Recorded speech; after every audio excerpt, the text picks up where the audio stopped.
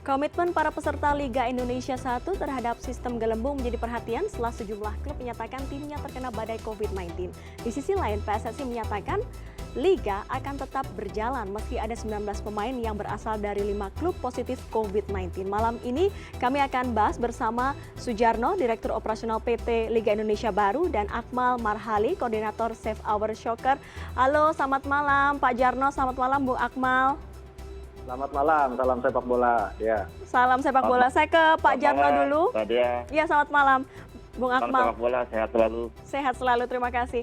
Saya ke Pak Jarno dulu. Pak Jarno, dari kasus COVID-19 yang terjadi ada 19 pemain dari 5 klub yang terkonfirmasi positif COVID-19. Sejauh ini seperti apa investigasi dari PT LIB selaku operator liga?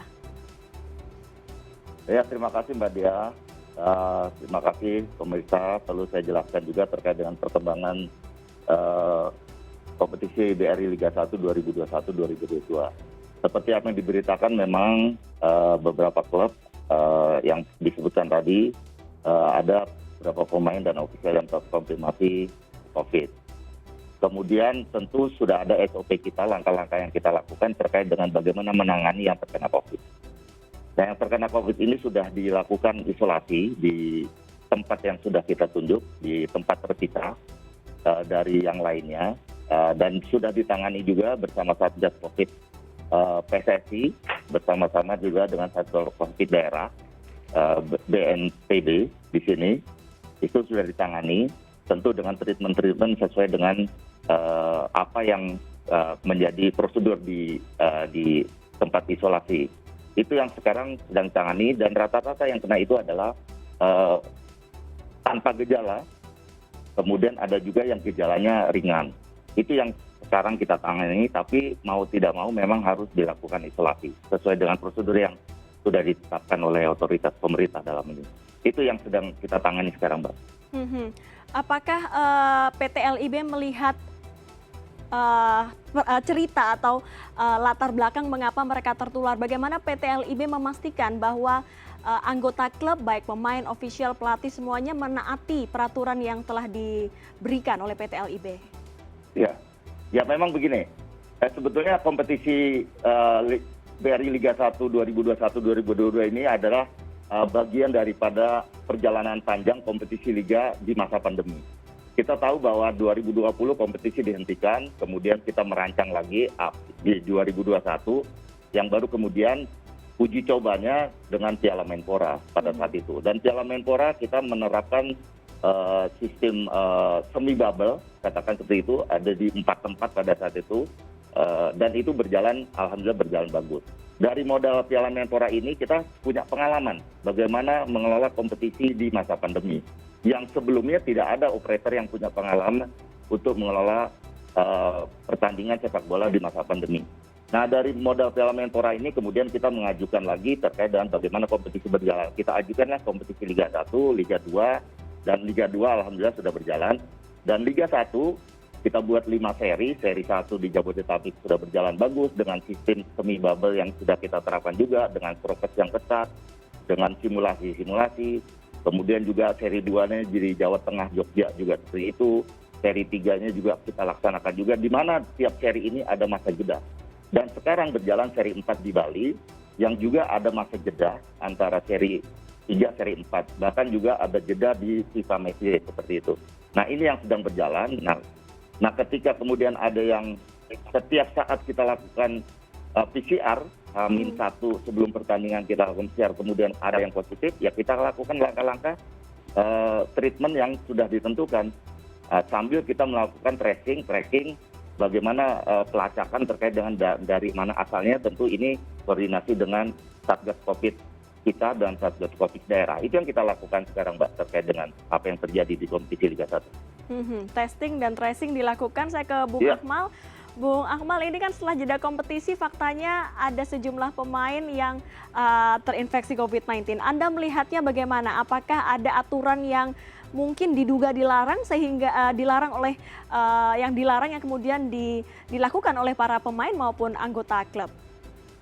Ya, kalau kita lihat misalnya sebenarnya seri 1 ketika digelar di Jabodetabek, kebijakan tentang protokol kesehatan sudah berjalan sangat bagus ya, di mana pemain hanya berinteraksi antara lapangan dengan hotel, tidak kemudian tidak bebas. Begitu juga seri 2. Nah, kemudian agak kendor ketika COVID ini menurun di Indonesia, agak kendor mulai di seri ketiga, di mana para pemain bisa berinteraksi dengan relasi, makan di luar hotel, gitu. Padahal di seri 1, seri 2 itu harus makan di hotel, tidak boleh keluar kemana-mana. Nah, kemudian bertemu dengan teman-temannya, bertemu dengan orang yang di luar gelembung yang harusnya dijaga. Ya. Nambah lagi ketika di Bali semua bablas, saya melihatnya seperti itu, di mana para pemain habis tanding bisa refreshing ke pantai-pantai, kemudian bisa nyanyi bareng-bareng, bisa dari kafe ke kafe bertemu orang. Ini yang kemudian menurut saya adalah kebijakan yang agak kendor dan lalai ya menurut saya, baik itu LIB dalam menjalankan regulasi yang sudah disepakati bersama Satgas Covid, Menteri Kesehatan, Kemenpora, kemudian juga BNPB, plus juga klub yang tidak disiplin dalam menjalankan ini semua. Kita tidak tahu kalau COVID itu bentuknya kan tidak jelas. Jadi kapan dan di mana siapa yang akan kena kan kita tidak tahu. Tapi ikhtiarnya dengan menjalankan disiplin protokol kesehatan ini menjadi sangat penting menurut saya. Apalagi misalnya yang agak dilupakan menurut saya ketika di Bali adalah para pemain seperti ingin berlibur di Bali, kemudian menikmati suasana Bali yang sangat luar biasa, hingga protokol-protokol kesehatan yang harusnya dijalankan seperti di seri 1 agak lemah. Padahal pemerintah sudah jauh-jauh hari mengingatkan bahwa nanti kemungkinan di awal tahun antara Januari Februari akan ada peningkatan orang yang terpapar COVID karena adanya virus baru Omikron. Ini harusnya dijadikan bahan antisipasi untuk semua stakeholder bola yang terlibat di Liga 1 agar kemudian tidak terjadi hal-hal yang tidak diinginkan gitu kan. Walaupun kita bisa mengatakan bahwa ini kan semua takdir Tuhan, tapi langkah-langkah ikhtiar untuk mendisiplinkan protokol kesehatan ini yang menurut saya menjadi lemah dan harus dievaluasi kembali, termasuk kebijakan soal bubble to bubble, sistem gelembung, di mana seharusnya pemain ini hanya berinteraksi antara habitatnya di hotel, tidak ada kemudian orang di hotel itu berinteraksi orang lain bisa keluar masuk dan sebagainya, dan tempat latihan serta lapangan kembali lagi ke hotel. Gelembung kan seperti itu gitu. Seperti halnya misalnya kita contohkan bagaimana kemarin timnas di Singapura, kita sedikit saja melanggar peraturan dari regulasi pelaksanaan protokol kesehatan, maka ada sanksi yang beberapa kali kita kena. Elkan Bagot kena, kemudian juga 4 pemain kita kena. Nah, saya tadinya berpikir ini juga diberlakukan di Bali. Karena apa? Karena memang sudah jauh-jauh hari sudah disampaikan bahwa akan ada kemungkinan peningkatan penularan atau penyebaran COVID Omikron, jenis Omikron. Nah ini Pak Jarno, ada komentar dari Bung Akmal bahwa di seri 1 yang diselenggarakan di Jabodetabek sudah ketat, sudah bagus, tapi ketika di seri 4 ada di Bali seakan-akan kendor begitu, ingin liburan dan PT LIB juga kendor. Apakah betul demikian? Ya, oke. Terima kasih Bung Akmal atas koreksinya. Jadi memang sebetulnya gini, tidak ada sebetulnya liburan di Bali, tapi mungkin soal kelalaian kemungkinan itu bisa terjadi. Karena kita mengelola kompetisi ini durasi jangka panjang, waktu lama sampai nanti Maret, kemudian banyak orang seperti itu kelalaian baik dari PT LIB maupun klub itu bisa kita akui. Itu yang bisa kemungkinan terkait dengan sistem semi bubble-nya itu yang tidak berjalan secara ketat banget gitu ya.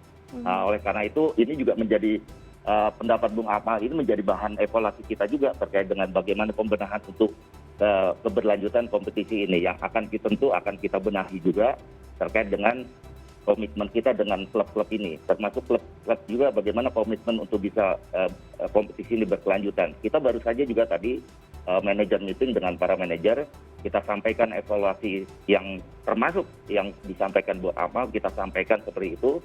Kembali kepada ranahnya full bubble di akomodasi termasuk di stadion seperti itu, kita kembalikan ke sana lebih perketat lagi sama-sama kalau ingin kita tetap melanjutkan kompetisi Liga 1. Itu harapan kita, fakta integritas yang sudah kita tanda tangani bersama antara PSSI, LIB dengan klub ini bisa kita betul-betul laksanakan dengan baik. Itu yang sekarang menjadi evaluasi kita, Mbak Dea. Pak Jarno, termasuk ini singkat saja, termasuk soal sanksi. Ya, jadi begini, sanksi ini kan begini, kita sudah ada regulasi di pasal 52 regulasi PT BRI Liga 1 2021-2022. Kalau dia melanggar itu semua sebenarnya merugikan dirinya sendiri, termasuk sekarang contohnya misalnya tentu ada sebab akibat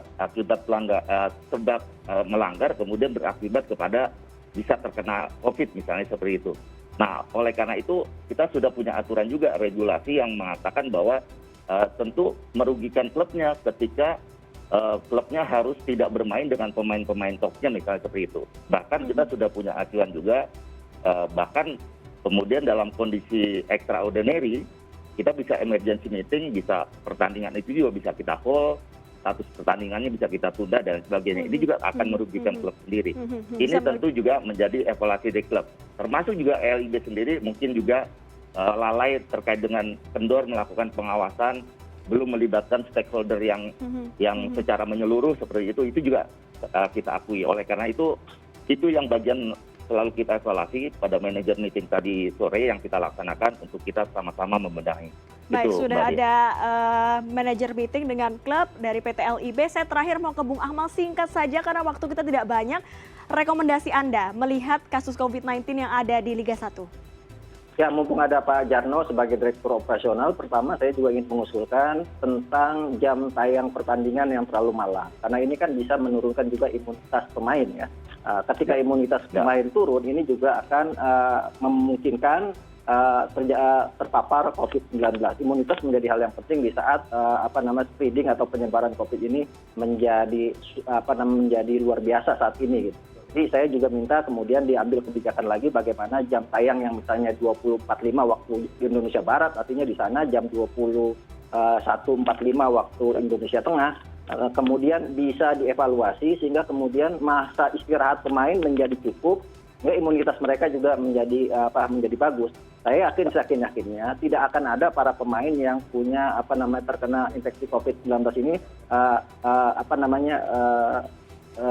gangguannya berat atau sedang karena memang fisiknya sangat bagus, tapi imunitas harus dijaga. Yang kedua, ada dua pilihan memang yang harus dilakukan terkait dengan pelaksanaan kompetisi untuk tetap berlanjut adalah pertegas kembali protokol kesehatan, termasuk pertegas kembali regulasi bubble to bubble yang sudah sangat bagus di seri 1 dan di Piala Menpora waktu itu. Kemudian yang kedua pilihannya adalah mungkin saja kalau seandainya penyebarannya tidak bisa ditahan, semakin banyak para pemain yang terpapar misalnya, mungkin usulan saya adalah diistirahatkan sementara selama 1 minggu sampai menunggu COVID ini landai untuk kemudian dilanjutkan kembali. Karena hanya ada dua pilihan itu yang bisa diambil oleh sepak bola, karena memang kita menginginkan sepak bola tetap berjalan. Baik. Ada dua rekomendasi dari Save Our Soccer, ya ini adalah jam tayang pertandingan atau jam pertandingan ini jangan terlalu malam. Kemudian juga tadi ada soal jeda, dikasih jeda terlebih dahulu supaya tidak menyebar terlalu banyak. Terima kasih para narasumber, ada Ahmal Marhali dari Save Our Soccer, kemudian ada Direktur Operasional PT Liga Indonesia Baru, Bapak Sujarno. Terima kasih sudah bergabung bersama kami pada malam hari ini. Ya, terima kasih Mbak Dia.